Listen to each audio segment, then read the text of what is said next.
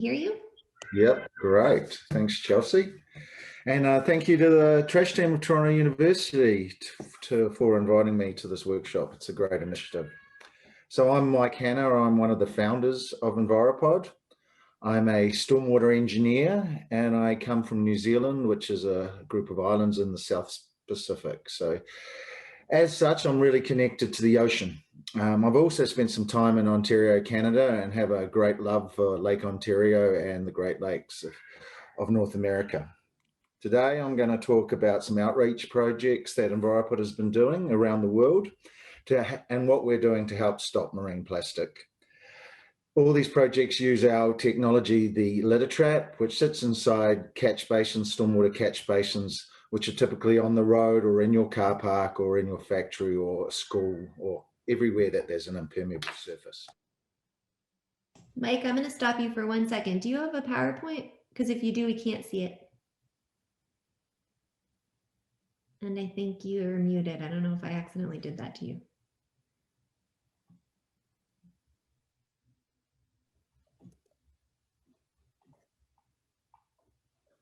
Cool. Can you see that now? No. We Okay. see you. You look great, but we can't Thank see your slides. you.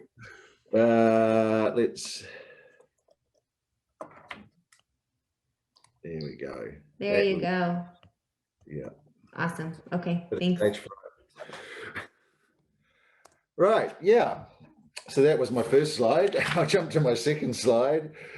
So the research has shown that marine plastic is really largely a land-based problem. 80% of marine plastic comes from the land. And as mentioned previously, the stormwater drains are one of the main transport routes from the land to the ocean, to the lakes, to our streams.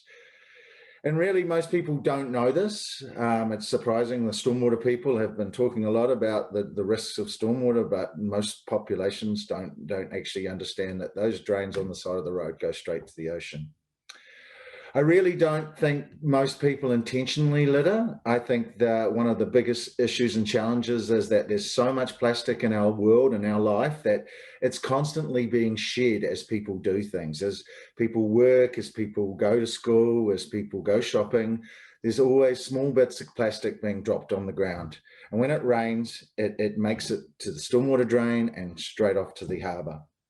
So our outreach programs are really about going back up into the catchment and trying to identify the sources, the highest trash generating sources within the catchment, and working with the people and the activities around them to reduce those high pollutant loads and stop them going down the storm drains.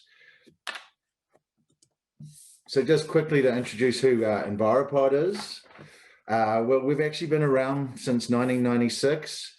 We are part of a company, that's me here in the photo, straight out of university with a bit of an afro and flares, so that was how long ago it was. And that's me developing and working on the first EnviroPod LittaTrap that we did. Stormwater 360 does all sorts of work. That we do underground filters to remove dissolved heavy metals and nutrients. We also do green roofs to absorb stormwater.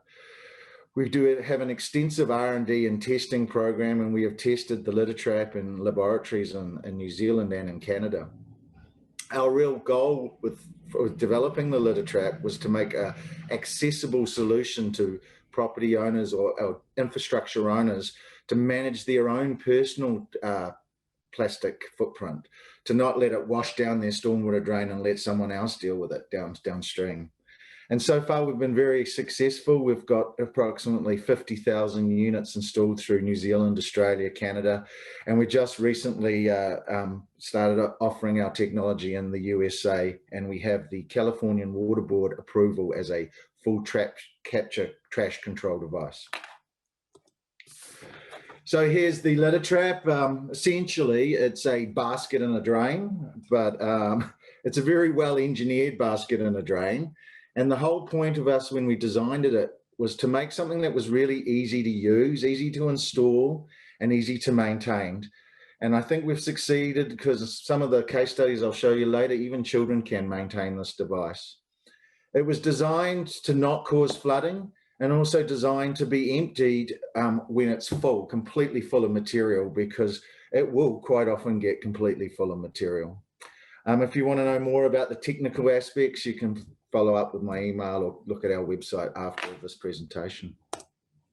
So the first case study I'm going to talk about is the Waiheke litter capture project. Waiheke Island is a urban island in the harbour of Auckland City, New Zealand's largest city.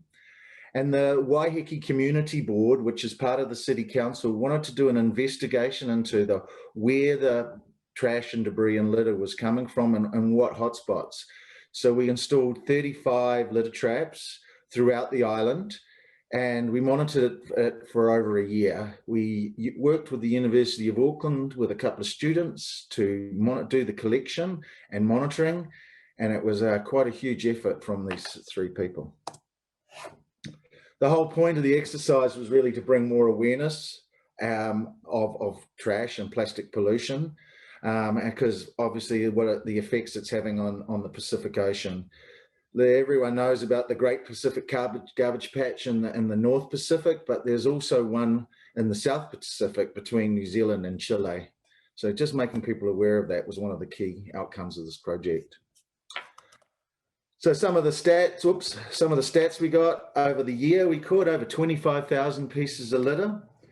As I said, it was quite a huge effort from the sorting team with over 500 hours of sorting, but there was a lot of learnings as we actually did this project. Initially, we were trying to separate plastic, organics and sediment, because there's a lot of sediment and organics in stormwater runoff. And we were washing every piece of plastic and every leaf off, washing all the sediment off them.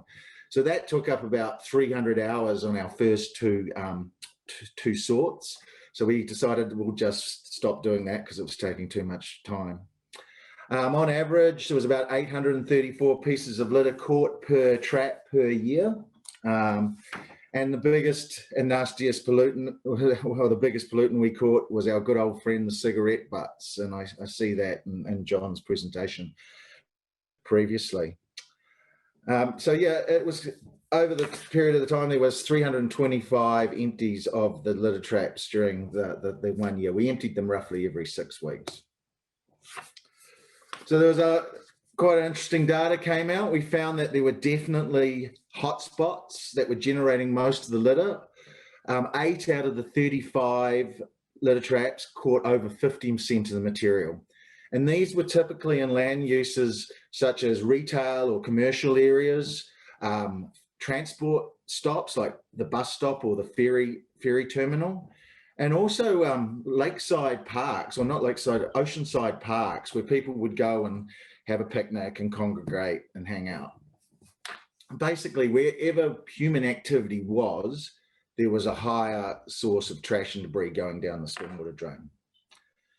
We did a lot of analysis of the types of plastics, and we followed international protocols and categorizing them. And cigarette butts made up 32% of what we were capturing. The next was hard plastics and soft plastics, around 12, 13%. And these were generally associated with packaging material. Plastic bags weren't really as much of a factor because we have got a plastic bag ban now, but there was a lot of packaging material, cling film and stuff in the soft plastic area. A lot of the hard plastics were also broken up and in smaller pieces as like vehicles would drive over a plastic container and break it. We also found money as well in the litter traps, which kind of was an indication to us again that not all littering is intentional, because why would you throw away money? There's a couple of other surprises. Typically our wettest seasons are winter and spring, yet those were the seasons where we had the least amount of trash being caught. The autumn and summer, when the water's warmer around the island, is when you get the most tourists coming to the island, and that is when we found the highest amount of trash and debris in our traps. So again, it's kind of, well, it is a stormwater problem, it is also a human problem. So Waiheke is a great example of a public outreach program, but we've also been doing a lot of outreach with businesses. We have joined non-for-profit business sustainability organisations like the Sustainable Business Network in New Zealand or Partners Green in Toronto.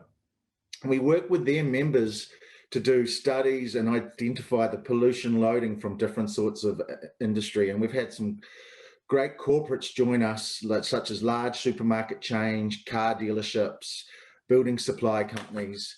There's been quite a few good corporates joining us. Here's just some of the pictures of the outreaches with businesses. We usually start with a bit of a pilot sort of study where we'll put 3 or 4 traps in around a supermarket or a factory, and we'll work with the owners and the staff to show them what it is, how to maintain it and how to empty it, and get them to start looking at what we're catching. And again, it's the usual sort of suspects. It's the packaging material and it's the food wrappers that we're capturing. And we find that there's, in engaging with the workers and the owners, that this message that the stormwater drains is draining to the harbour is actually quite surprising and new. Most people still think it goes to some sort of sewage treatment plant. And we also have been working with the Plastics Industry Association in New Zealand and Canada, and really targeting the whole supply chain of plastic pellets. These plastic pellets are on every beach in the world, but if you've ever worked with them and spilt them, they're incredibly hard to manage. You use a broom and you sweep it and they take off and they run away. And they're only 1 to 2 millimeters in size, so they're really difficult to manage. So we've been targeting the transport. They are transported in huge amounts of quantities around the planet. And they're also used by large corporates for manufacturing, but also small mum and dad sort of operations. So simple, low-cost solutions is what these people are looking for. There's more about some of the projects we've done by Neil Menzies from Eco Compass and the Canadian Plastics Association later in the workshop. I've just got to turn these things off. Sorry.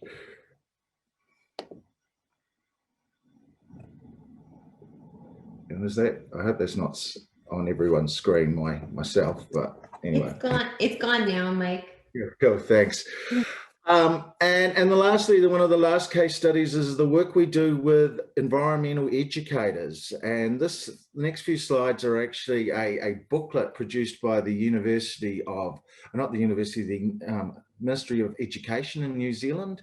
It's a booklet that is trying to empower students to do outreach and action projects themselves. And it's about the story of our work with these environmental educators. These 3 children, Ethan, Jenna, and Harvey, went snorkeling with Mountains to Sea, the environmental educator. They went to a marine reserve and a non-marine reserve, and Mountains to Sea really highlighted, look at the impacts of trash on our waterway. And these 3 kids were quite concerned about that, and they really wanted to work and tell people, what's going on, tell people in their community. So they reached out to us and said, can we have some of your LittaTraps? We want to show the public in our community, what's going down these stormwater drains. And we said, sure, we'll help you with that. And we gave them 2 LittaTraps. They put one right in the middle of the township and one more of in a residential area. And they went out with their teacher and emptied these LittaTraps every couple of weeks, and counted what they could find. And doing this sort of analysis and engagement with the problem really crossed over with a lot of other parts of the school syllabus. They did some statistics and maths and and sampling and subsampling.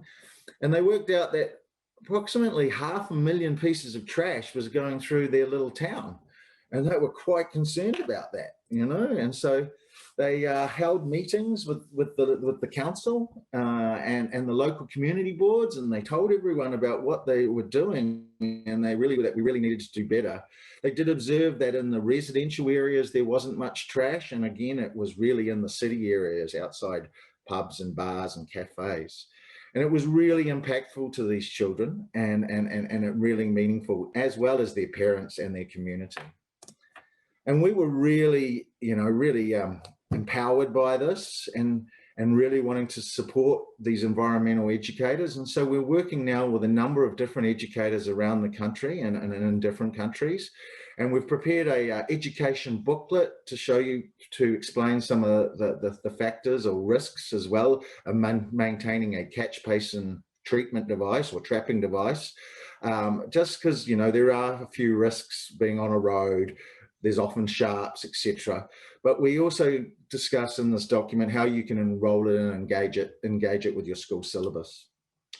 So there's my quick overview. There's obviously a lot more information all around that, to that quick little presentation. But yeah, please feel free to reach out to me if you want any more information about any of these projects.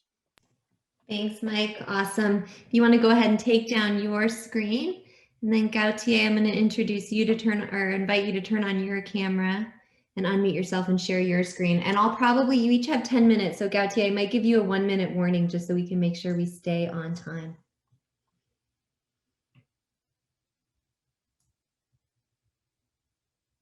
Gautier, you there?